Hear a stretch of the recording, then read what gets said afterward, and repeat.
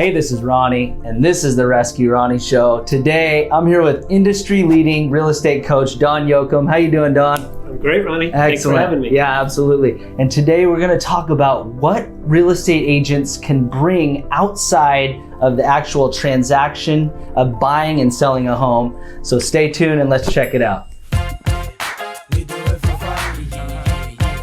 All right, Don, we're back. So for some of those people that do not know you, what's your background in the real estate industry? Well, it started as an agent, Ronnie. 1990, I had my first full year in the business and was a successful agent through the 90s, and that led me to management, and I led one of the top franchises in Northern California. Wow. And built several others, and that experience was absolutely great. And I ended up determining that I had a heart for coaching. And so in 2010, I started coaching realtors, some of the top in the country, as well as some of the top lenders, actually. And I've just really enjoyed that, and particularly working with them on professional networking and just adding value to their customers. And when you say a pretty good agent, you did 51 deals. That's amazing. This guy was a rock star. Well, so he really knows what he's talking full about. year. Yeah, that's crazy. So as you know, in real estate, we can make good money off transactional work. But as you also know, many of the times buyers and sellers go this way and agents go this way after a transaction. Right. So what's some of the value that we could bring to the consumer outside of the actual transactional work? Great question. So I'd say there's four things, actually. Right. In order to be what I would consider a real relationship-based agent, first of all, you'd keep in touch with your client after the transaction. Right. If you don't, it's really going to be you're going to have a struggle down the road. Well, and it's just, you've been paid an enormous amount and trusted in a very important transaction in their life. And so I believe you have some obligation and opportunity to serve them between those two purchases, which are oftentimes about 7 to 10 years. So what can they do? First thing is they can be a resource, right? And so what does that look like? If you own a home, you often need a painter, a plumber, a roofer, a landscaper, right? Just to maintain the always. home. Yes, right? always. And then, or maybe you need something on your state side. So you want to organize your affairs from a legal standpoint. So you might need an introduction to a CPA, financial advisor, attorney, for example. Great point. And so a realtor is working with these types of professionals on an almost daily basis.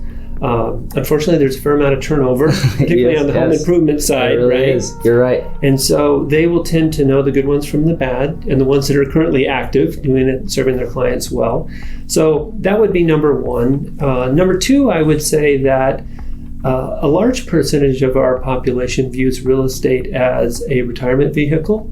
And so you can work with your clientele to develop an investment strategy. So maybe they say to you, well, Ronnie, I'd like to have 5 homes that produce at least $5,000 in positive cash flow by the time I'm 60 years old on the day I intend to retire.